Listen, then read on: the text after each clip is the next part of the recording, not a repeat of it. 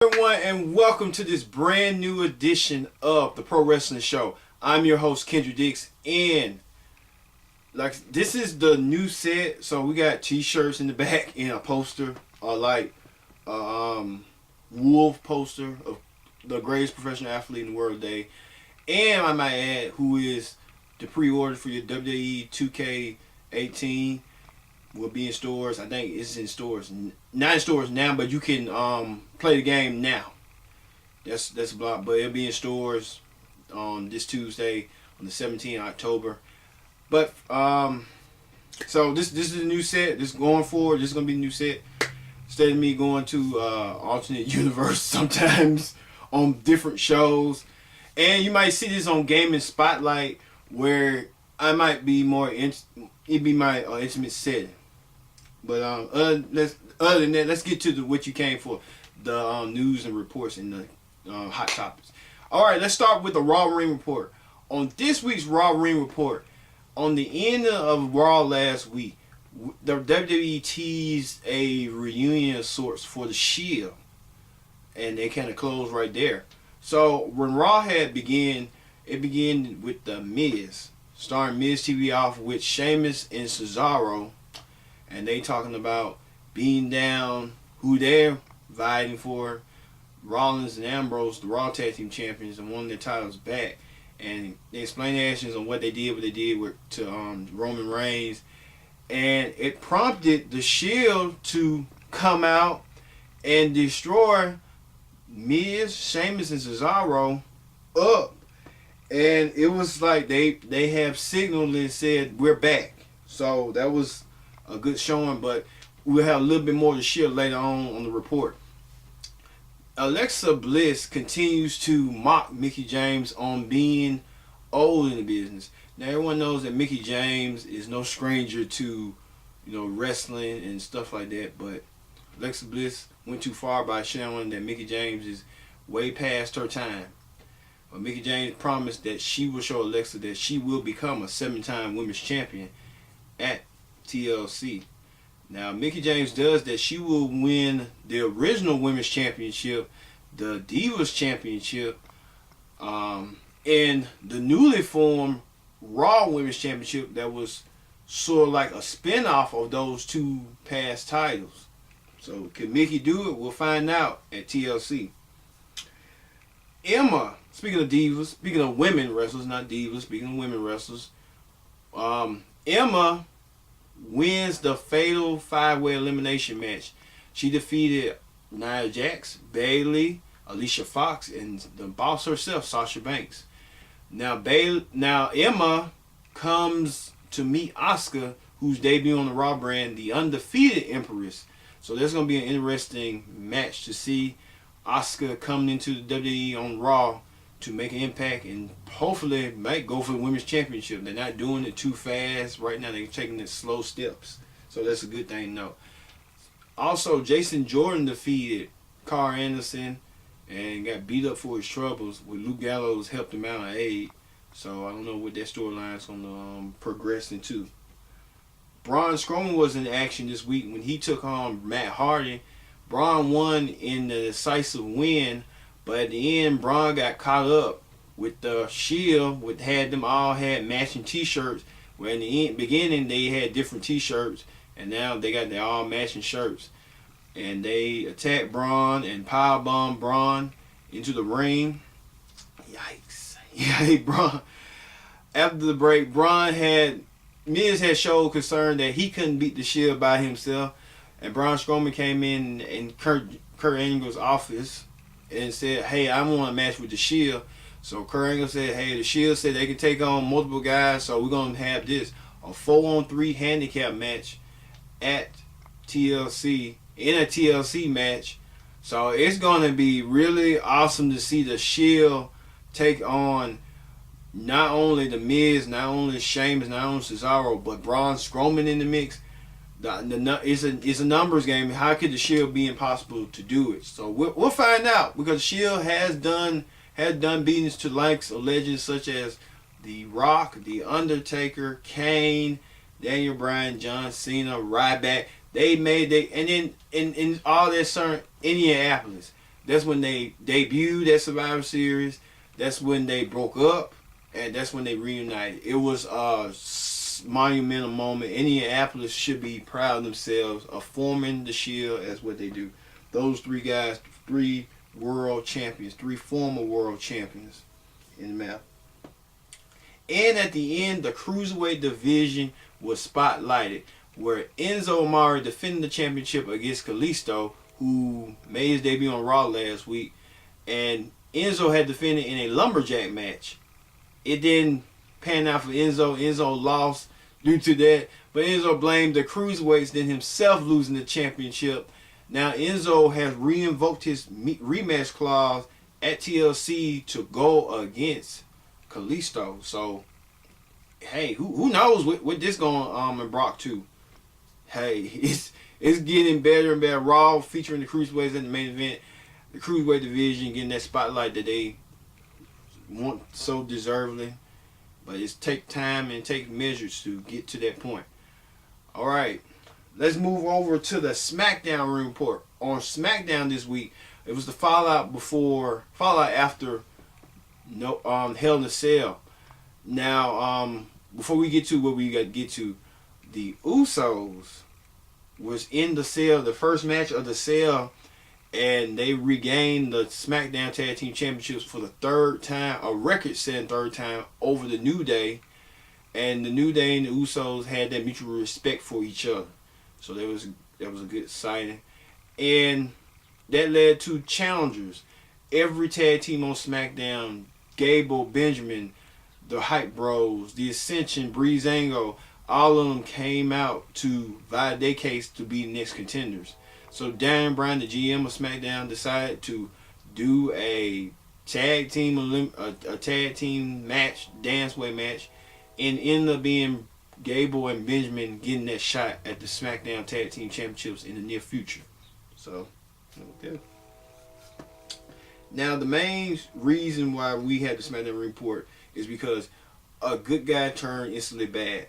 Sami Zayn did the impossible. Sami Zayn helped out Kevin Owens in his win against Shane McMahon at Hell in a Cell, in the Hell in a Cell match. And a lot of Sami Zayn explained his actions that he was being too nice and it didn't get him nowhere to mediocrity. And Sami wanted to, change his scenery again, and he did so by aligning himself with Kevin Owens. So they might be the most dangerous tag team on SmackDown to date. So who knows? They reunited, the Shield reunited, everybody reunited, friends or forever, I guess.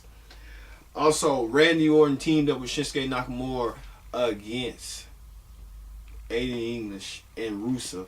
These two feuds, Shinsuke coming off of that WWE Championship loss, hey. And no, Jinder Mahal was not in sight at SmackDown. I don't know what's going on with that.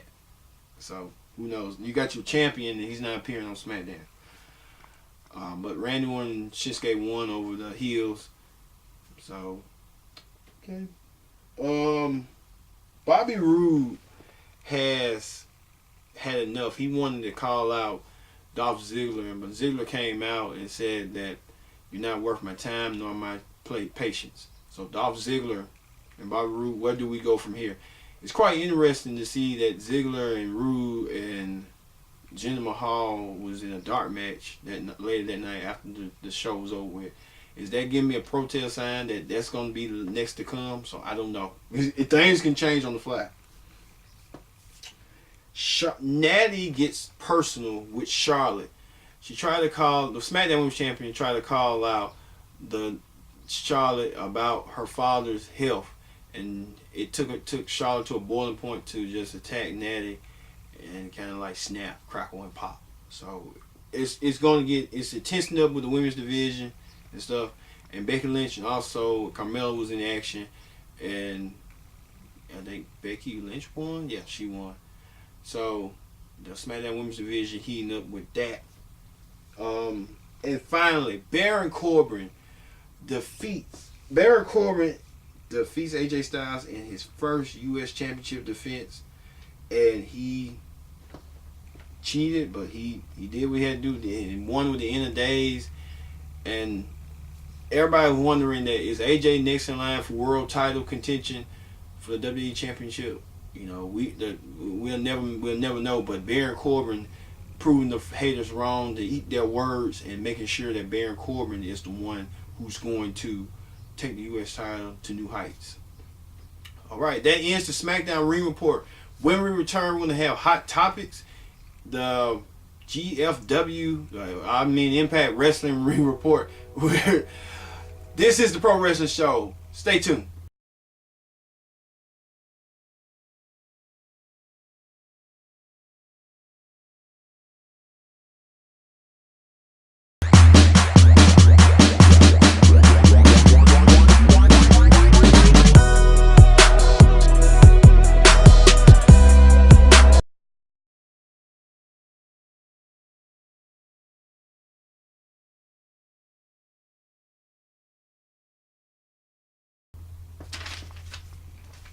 Welcome back to the Pro Wrestling Show. I'm your host, Kendrick Dix, for Saturday, October 12th, 2017.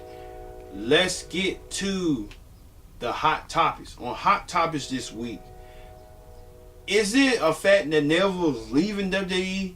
Now, many reports saying that Neville left WWE. He took his ball and went home.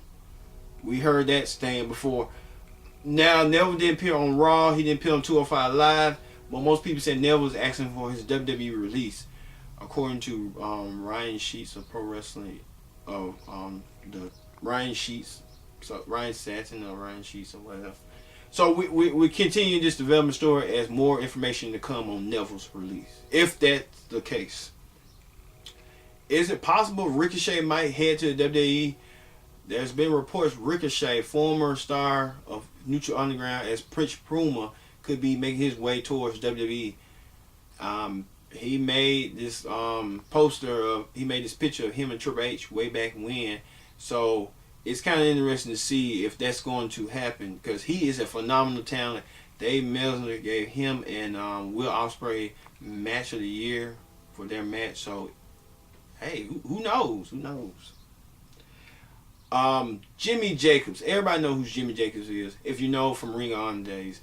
Jacobs has been gone from WWE after his buddies, Ring of Honor wrestlers, Cody Rhodes, the Bullet Club, the Young Bucks, the villain Marty Scurll appeared tried to come and invade WWE and had got that cease and desist order by the Bucks to WWE. WWE gave 66 order to the Bucks. So Jimmy Jacobs was caught with a picture with them, and thus he is gone from WWE. Future employers. Man, Jimmy Jacobs even selling shirts now. He was a prolific writer. He was the one that was kind of like getting the Goldberg, Brock Lesnar stuff rolling, and it worked.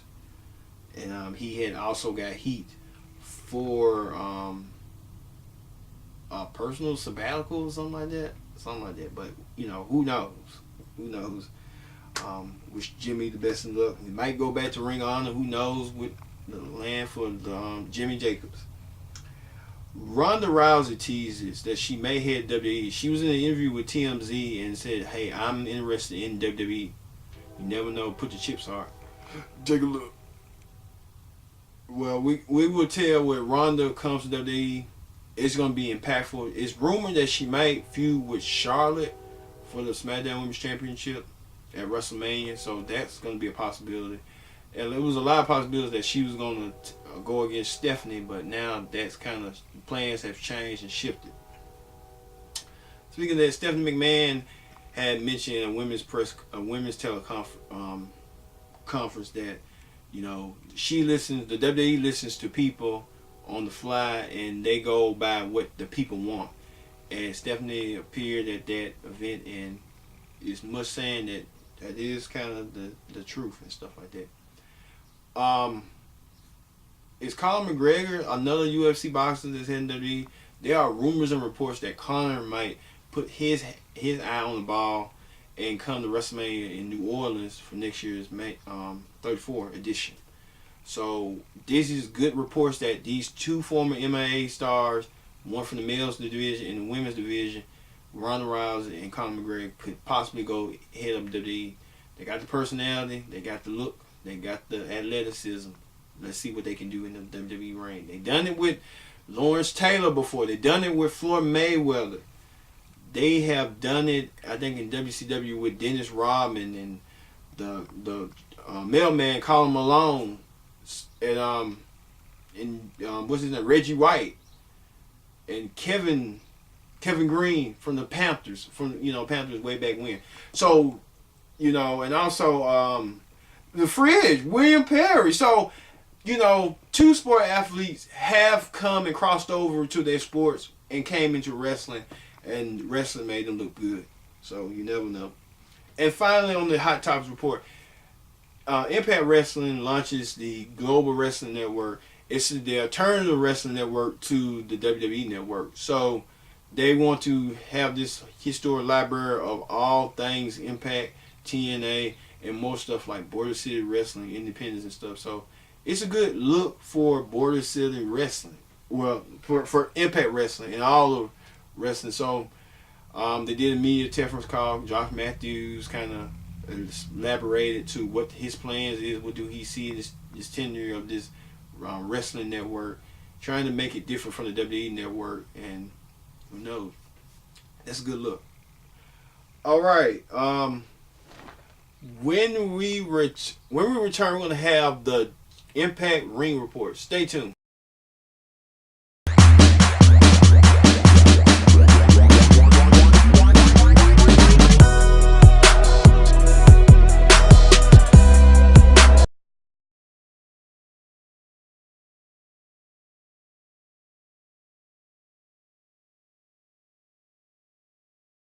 Back to the Pro Wrestling Show. I'm your host, Kendrick Dix, and let's get to the Impact Ring Report. This week's Impact was saying that, hey, we need a number one contender. It's the road to Bound for Glory, and everything circles on Bound for Glory. Now, it featured who was going to Bound for Glory to meet Eli Drake for the World Championship. Whether it's going to be Garza Jr. or Johnny Impact, but we'll tell you later on down the road. On the show, Tyler Valkyrie, who's making names for herself, took initiative to meet Rosemary in the ring after Rosemary had a match and won in a squash match. And she counteracted what Rosemary was going to do, what Rosemary used to do. She sprayed mist in her eyes and, failed her down. Now, Tyler Valkyrie, she's making waves. I can tell you that. She's making waves in Impact. So, big ups to Tyler Valkyrie. Also, it was a huge 6-person intergender tag team match where Allie teamed up with Damian Xavier and James Storm to take on Texano, Caleb Connery, and women's champion, Knockouts champion, Sienna. And she won, and the good side won over the bad side. So, telling you now, they're trying to go to Bound for Glory with the ropes and stuff like that. What else happened? I'm trying to think. Moose had confronted Bobby Lashley after last week's debacle with Bobby Lashley's whole entourage attacked him and threw him out of their building. And Moose came back with a